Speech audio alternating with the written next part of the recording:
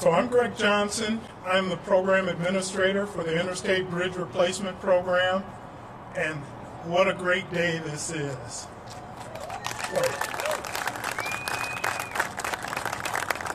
So we have some excellent folks who are going to speak to the monumental nature of this day. But I was always told when the Federal Highway Administrator shows up on a project, it's either a very good day or a very bad day. So this is a very good day. Thank you, Administrator Baty.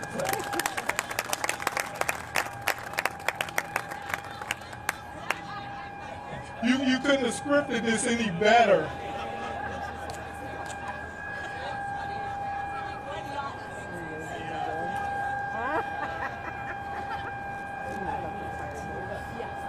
So now you see what the issue is.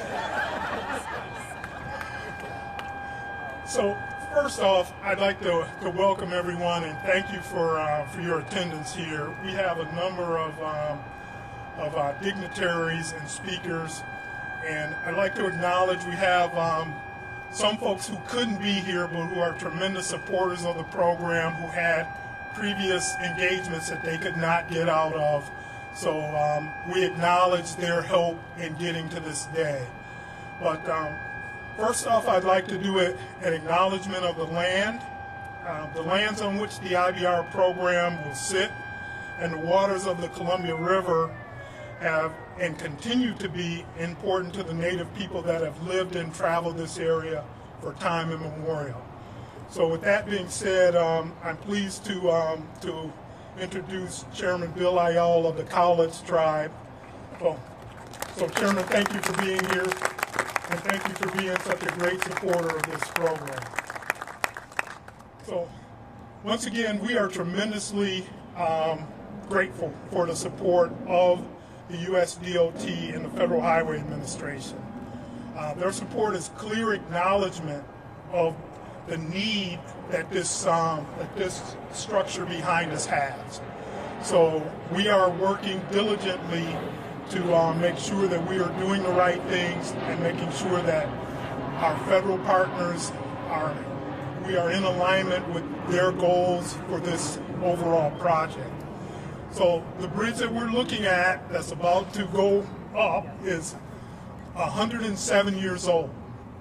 And if you can think back and imagine back 107 years, the traffic on this bridge was cattle and Model Ts. So we need to replace this bridge with a modern structure for the modern commerce that we have that crosses this. So once again, I'd like to start off by acknowledging some of the folks who are here in the crowd. We have State Senator Annette Cleveland. She's in traffic. She's probably waiting for that bridge to come down. We have State Representative Monica Stonier. Thank you for your support. Our partners. A project like this, of this complexity, doesn't get done without great partners. And first off, I'd like to acknowledge Mayor Ann McInerney-Ogle from the City of Vancouver, Lynn Peterson from Metro, Sam DeSue from TriMet. I'm missing some folks. I don't see the City of Portland. Oh, we have C-Tran here. Leanne, thank you for your support, Leanne. We also have two great partners in the Port of Portland and the Port of Vancouver, and neither of which I think, oh, we do. Mike Bomar from the Port of Vancouver. And the ports have been tremendously important in making sure that we are keeping focus on the freight that this bridge carries. The latest statistic that the mayor has provided to us is this bridge carries over $132 million a day in goods across this bridge. So this is tremendously important, not only for this region, but for the entirety of the West Coast. So, but we're here to celebrate a large check that is coming to the program. That check is written in the amount of $1.499 billion. Now you're probably wondering why it's not 1.5. It is actually 1.5 because Federal Highway Administration graciously gave us a planning grant for $1 million to look at soil remediation issues on Hayden Island. So it is 1.5, but this is a great day, and we're going to have a number of speakers. So we're going to get the program underway, and I'd like to introduce someone who has just been a tremendous champion, both from locally, but mainly in D.C., and that would be Senator Patty Murray. And the senator has been there for as long as this project has been around to champion this. So, Senator Murray, I'd like to welcome you up to the dais.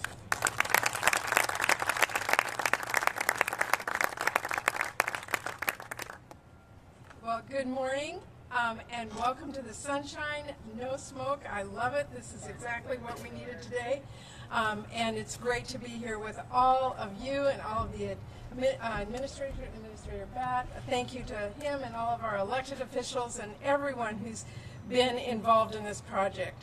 You know, I have actually championed this project just about as long as I've been in the Senate, which is a little over 30 years now. I still remember coming down here to meet with Senator Hatfield from Oregon to talk about the I-5 crossing when I was first elected back in the early 90s, and it was already in really bad condition. And in 2003, I held a hearing, a Senate hearing in Vancouver, Washington, just across the river, to talk about why this project was so important. And I remember warning about predictions that peak congestion could hit 10 hours by 2020. Wouldn't you know it? Here we are, 7 to 10 hours of slow-moving traffic during the morning and evening rush hours here. And that doesn't just slow billions of dollars in trade and commerce, it steals countless hours from every person who sits here in traffic creeping along when they could be home with their family or checking off a few errands or just reading a good book. There are a million ways everyone can spend better time. And not only is this bridge overcrowded, not only is it over 100 years old, it is also underprepared for an earthquake, which is not exactly an uncommon risk here. Traffic is frustrating enough, that would be downright dangerous. That means we have over 130,000 cars a weekday and nearly $100 billion of goods a year driving bumper to bumper across an antique that is at serious risk of collapse in the event of an earthquake. We can't just accept that as status quo. But much like the citizens on I-5, this bridge replacement project has been stuck in gridlock for too long. I should know I've been inching this project forward every opportunity I can over many years.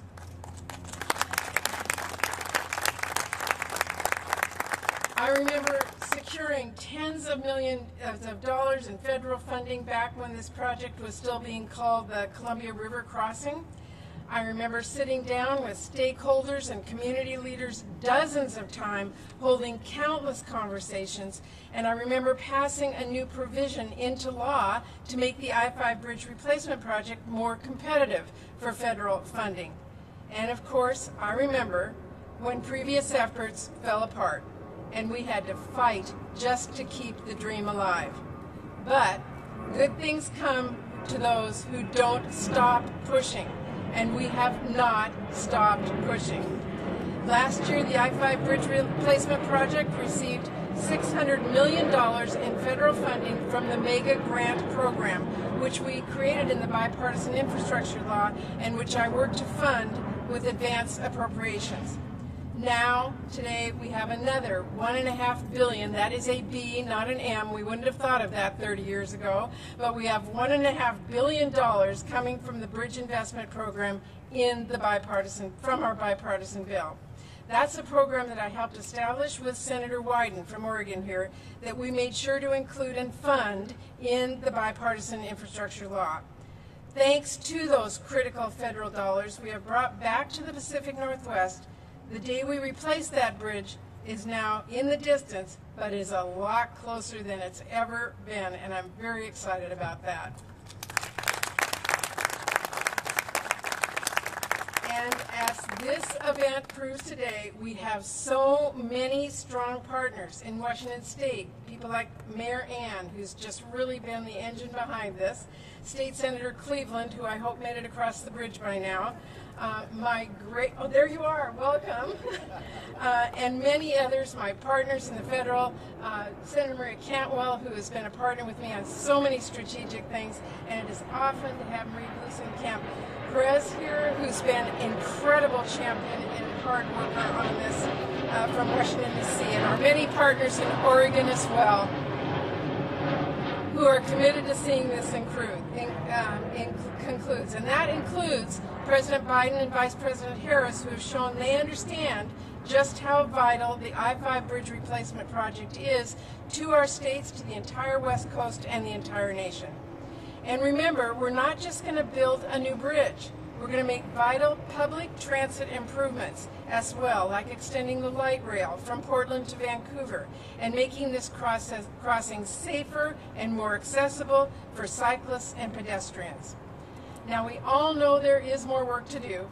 There's still a long road ahead, but with this significant funding announcement, we have passed another important mile marker. And I want all of you to know I will keep fighting with all of you to make sure we keep our foot on the gas pedal, secure additional federal funding, and finish this project strong. Thank you so much for all of you doing.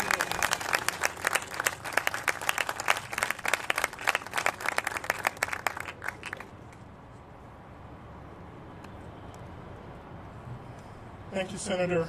I was just informed that I left off one important partner, Mr. Matt Ransom from RTC, the Regional Transportation Council. So Matt, you know that was an omission of the head and not of the heart, because RTC has been a great partner with us, so thank you. And Senator Annette Cleveland has arrived, so once again, another tremendous supporter of this program. Good to see you. So, the next speaker we have is U.S. Senator Maria Cantwell. And once again, you talk about folks who are digging in and making sure that they are supporting this program thoroughly. Senator Cantwell has taken several tours of the bridge with the program, and has just been a stalwart supporter. So I'd like to welcome to the dais Senator Cantwell. Well, good morning, everyone. It's so great to be here with Administrator Johnson and Administrator Batt. Thank you so much for being in the Northwest. Thrilled to be here with my favorite mayor, Mayor Ann McInerney-Ogle, who is queen of baking huckleberry pies for anybody who does anything to help this project come to fruition. So just get in line. She's a great baker. And I'm so thrilled to be here with my two colleagues, Senator Murray and Congresswoman Blusenkamp Perez, because the three of us are a team. You know, you hear about the 3-on-3 basketball in Spokane. Well, we got 3-on-3 here on this bridge, and we are doing everything possible to continue to make it a reality. And I do want to thank our state representative, Senator Cleveland and Monica Stonier, for their leadership in Olympia, because we also know those weren't easy days, and there were days when people didn't want to get this done. But we're here today to talk about a huge investment. We're here today to talk about the largest single federal transportation investment award in the state of Washington. We are here to celebrate the largest mega grant ever awarded, and we are here to celebrate the largest bridge grant ever awarded. So yes, we're here to celebrate the vision of this region and building this bridge for the future. this final 1.5, I'm glad you rounded that up because we were just going to do it anyway. The 1.5 means that we can start the funding on design and ultimately construction, which could happen as early as 2026. So I'm telling people, you better start taking pictures of this bridge because it's not going to be around much longer. We are standing in the steps of this, which is an essential freight route, a gateway to the Pacific, and it's a testament to how critical this bridge is to Clark County's greater Pacific Northwest strategy.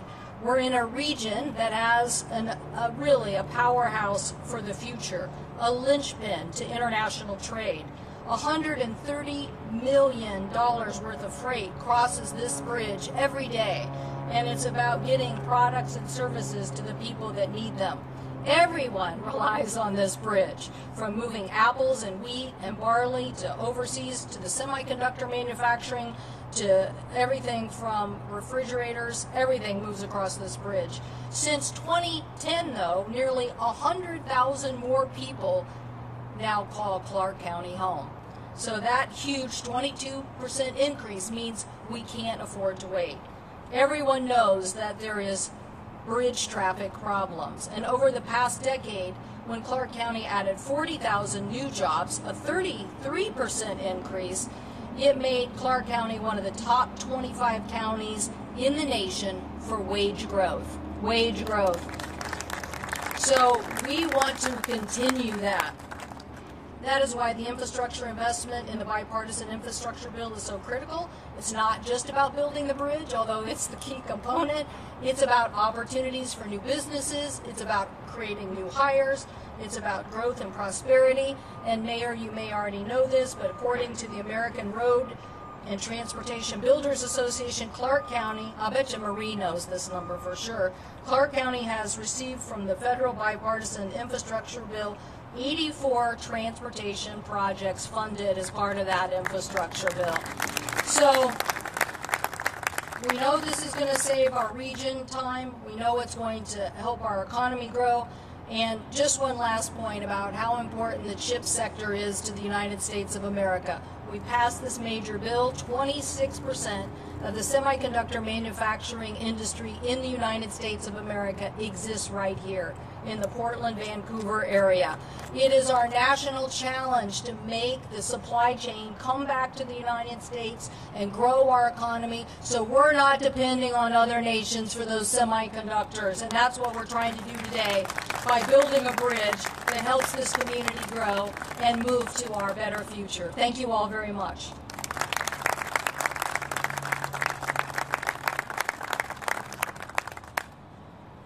So, they told me you have to be able to dance quickly and shift gears. We're going to have a change in the program. We're going to bring Administrator Batt up to the podium because he has some things that he has to do and get out of here.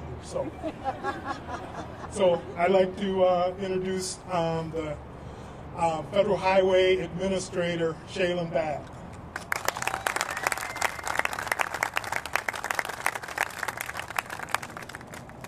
Thank you for that, and what a wonderful day to be here.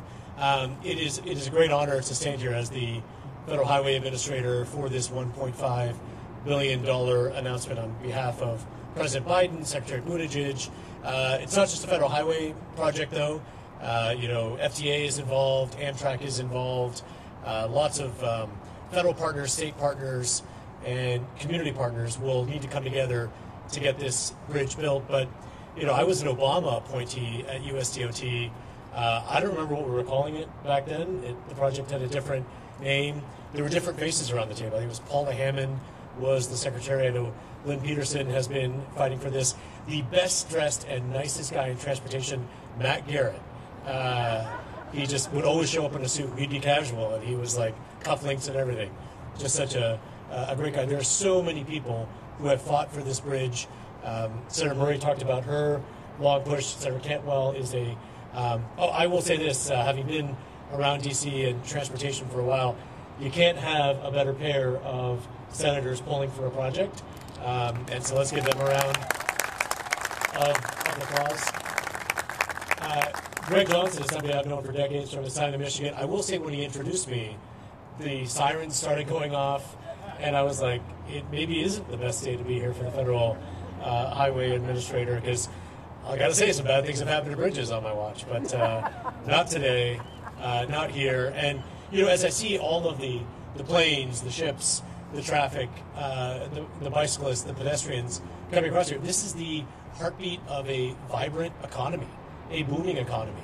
And, you know, America won the 20th century because, in no small part, of our infrastructure. But the problem is we have a bridge in the backdrop here that, check my math, but I think President Woodrow Wilson could have cut the ribbon on the first one, and I think President Eisenhower would have cut the ribbon on the second one. And you don't win the 21st century with bridges and infrastructure from the 20th century. It's not going to work. And thanks to President Biden, and even more importantly, the bipartisan infrastructure law. And I'll close on this piece, right? I mean, the traffic was stopped. Everybody was sitting there. It's a huge freight issue. All of those trucks that are sitting there, that's adding costs to goods. We know that inflation is a huge issue for everybody. Supply chain is a critical piece, and that is going to speed those goods to market and reduce costs for people. But there are tens of thousands of cars that sit in traffic here. There are Republicans and Democrats sitting in those cars. We don't check voter registration on our roadways. Our transportation system is one of the things that truly unites us as Americans, and I'm truly grateful for the bipartisan support for the bipartisan infrastructure law. Democrats and Republicans come together to show that we can still do big things in this country. Now, I don't know who the president will be when it comes to break ground on this project.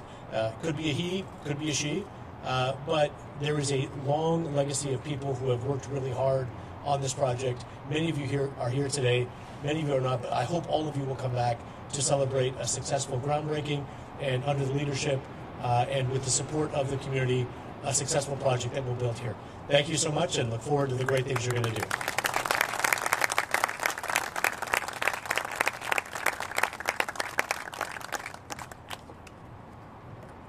So I failed to mention the best thing about Administrator Batt is that he's a Detroit Lions fan. So, hey, we got to fly the flag wherever we are. So. I think I'll leave now. So our next speaker, and I've got to ask if she was able to clean the grease from underneath her fingernails. Representative Congresswoman Marie Gluesenkamp Perez has come to our bridge on numerous occasions to show her support to get this project done. And that support is always uplifting to our team. And she has been foursquare behind supporting this. And once again, she stuck her hand in a big vat of grease to feel what it's like to grease the cables of the existing bridge. But with that, I'd like to welcome Congresswoman Marie Gluesenkamp Perez to the dais.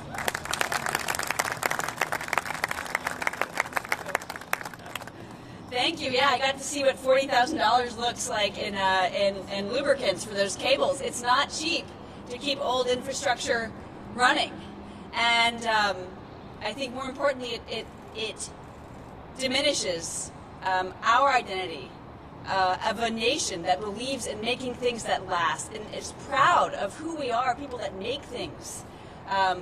These capitals of these shrines of our skills as tradespeople. So I'm very glad to be with you here today. I represent Washington's 3rd Congressional District just across the river, and like most of you, I've spent my fair share of time sitting in traffic on the I-5 bridge, never do my best to not have my child in the car with me. Because, as Mayor Ann loves to say, that bridge is like pretzels stuck in chocolate pudding, which sounds like a recipe for disaster to me. But I promised my community that I would fight tooth and nail to bring our federal tax dollars home and reinvest in high-quality infrastructure. My great-grandfather was one of the chief quarry masons on the Capitol project, the Dome in Olympia. He is still the member of our family that people are proud of the most in our clan, and rightfully so. You know, it's one thing to read a letter about a bridge being functionally obsolete in an email. It's another thing to come out and stand on it in the rain when it shakes. And I'm so grateful to so many of our folks for coming to do that and see what it means to us in Southwest Washington.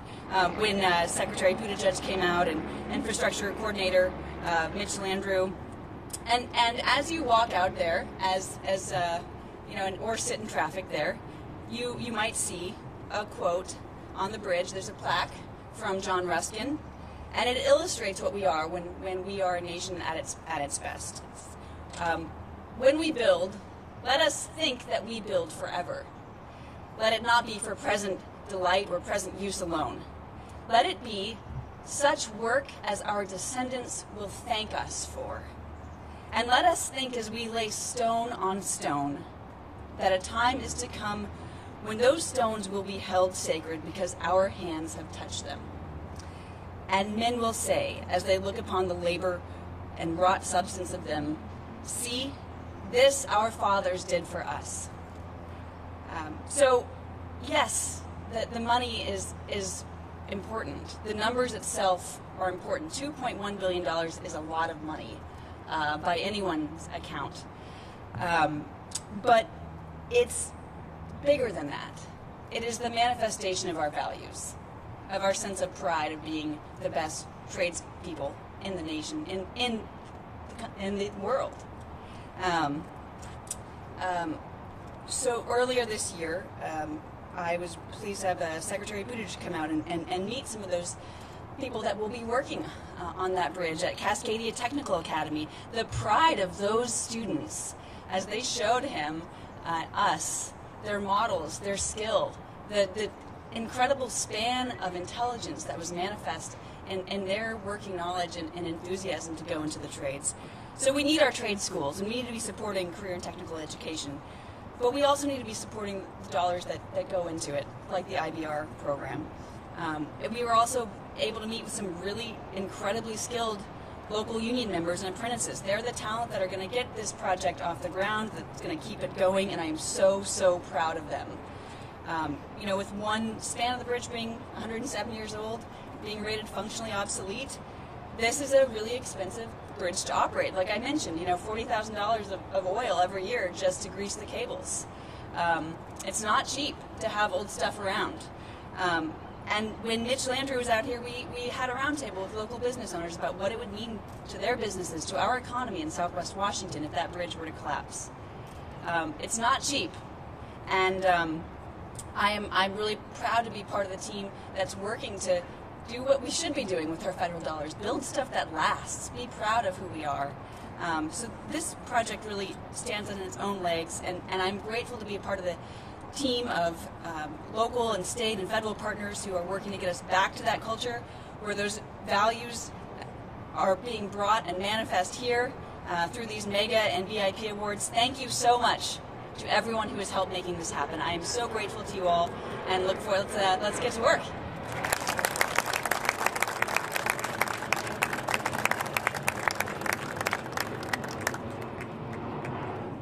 So when I came here, they said, well, you're going to have a couple of bosses. They didn't tell me there would be 12 bosses. But one of my bosses, and I also consider him a friend, is the director of the Oregon Department of Transportation. And he has lived this program, lived and breathed it for a number of years. So I rely on his experience to help guide what we're doing. We would not be here today if not for the efforts of the teams before us. So I'd like to welcome Director Chris Strickland to the podium.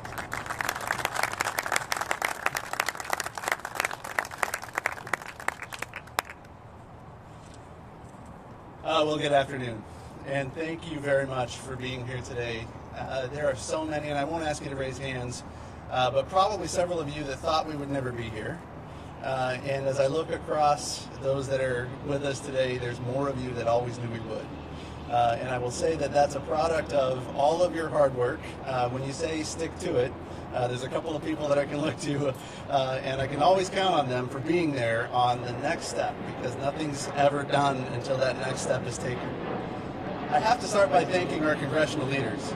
Our congressional leaders in both the states of Oregon and Washington have done more work on this program than most of us that are sitting here. As you think about the 30-year time investment in this, and I haven't been working on it that long, although it feels like it, I will tell you, that is a significant investment in a regional and national priority that only happens with the ongoing effort. So I want to congratulate and thank our members of Congress in both states for making this a priority and for continuing to advance this important program.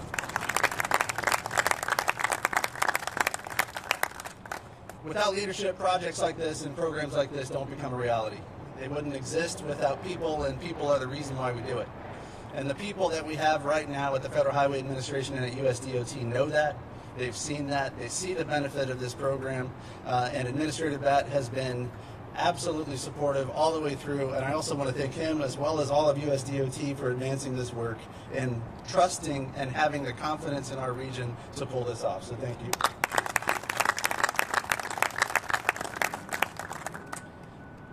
Under the leadership of Governor Kotek, Oregon has been working tirelessly with our partners in Washington. As many of you know, I've spent time on both sides of the river, and the partnership here is absolutely the strength and the value of what's carrying this program forward. Under her leadership, that bi-state commitment to get this done for the people of Oregon and for both states and for the entire nation has been unwavering. Governor Kotek wasn't able to join us today, but she asked me to convey her appreciation on behalf of the entire state of Oregon for federal highways investments that are going to support local jobs, that are going to develop our workforce, that are going to grow our economy, all while honoring our commitments to equity and the environment for future generations for well over the next 100 years. The milestone for this project that was made possible today has everything to do with our legislative leadership and the leveraging of those funding commitments in both states. The states of Oregon and Washington have come together and said that the ongoing partnership of local, regional, and state efforts are how you pull programs like this together. There are far more reasons to say no than to say yes, and all of you are getting us to yes. Our Joint Committee on Transportation in the Oregon legislature specifically, they would like to be here today, but they are actively out working on the next iteration of funding for transportation in Oregon. As I look across, I see all of our local partners, and all of you have been so fantastic in advancing this work and recognizing the importance of staying together and reinforcing the importance of this program. I also want to thank not just our local partners, not just our state legislative and congressional members, but I want to thank our sovereign tribal nations for their support in recognizing the importance of this and helping to support that effort. This collaboration is what it takes to make a program like this move forward. The multimodal transportation choices that we will have in this region are a product of this effort that's been going on for the last 30 years. Building this program moves us closer to meeting our state goals of reducing carbon emissions and curbing the effects of climate change, and this investment and the support being conveyed at today's event reinforces the confidence that we are this close to getting to that groundbreaking. This commitment at every level is going to carry this project forward to completion, and it's going to be because of all of you, because of all of them, and I want to thank our partners for helping to support us, bridge us up, yes, I used the pun, and to carry us into the next 100 years. So thank you very much.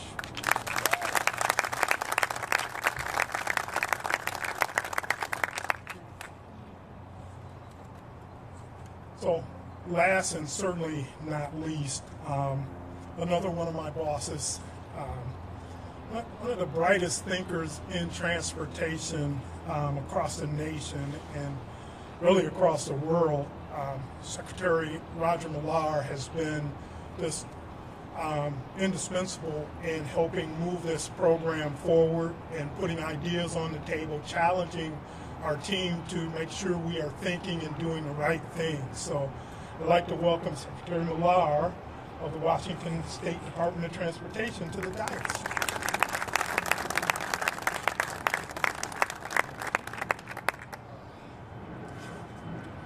Well, conference, when you do a bi-state project like this, it's always hard to find a place to have the event.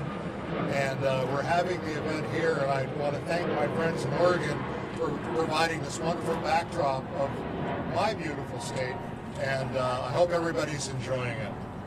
I also appreciate that you were able to see what happens when the only stoplight between Mexico and Canada turns red.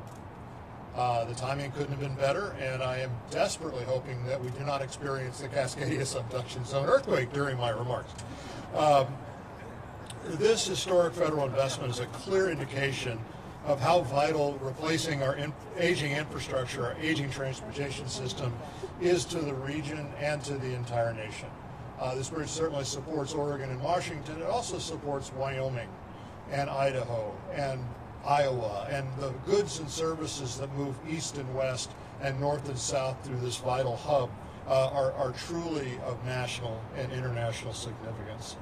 The existing bridge is a critical link in that significant freight corridor, yet the outdated facility poses safety and reliability challenges to travelers and to freight. The significant effort that we're undertaking requires support on many levels.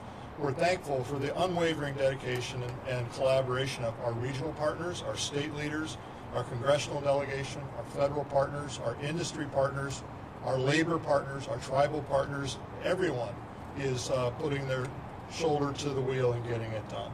I want to thank in particular Senator Patty Murray, Senator Maria Cantwell, and Congresswoman Marie Gluesenkamp-Perez for joining us for today's celebration. It's a good day after a lot of hard days to make it happen, and hard days by them and their staff to bring this to reality. I appreciate their long time and tireless commitment to replacing the bridge, and we're really thrilled to receive this significant grant award and know it wouldn't be possible without the federal delegation's advocacy for all of us.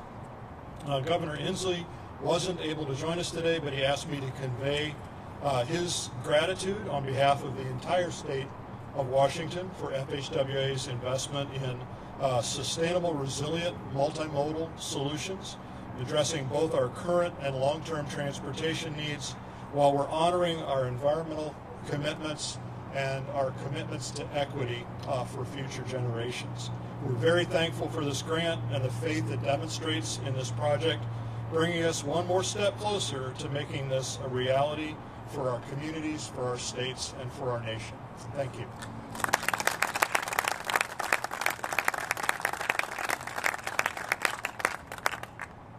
So as we are wrapping up, I would be remiss not acknowledging the team that's the IBR team that is helping push this thing forward. So if I could have all of the IBR team members raise their hand and wave.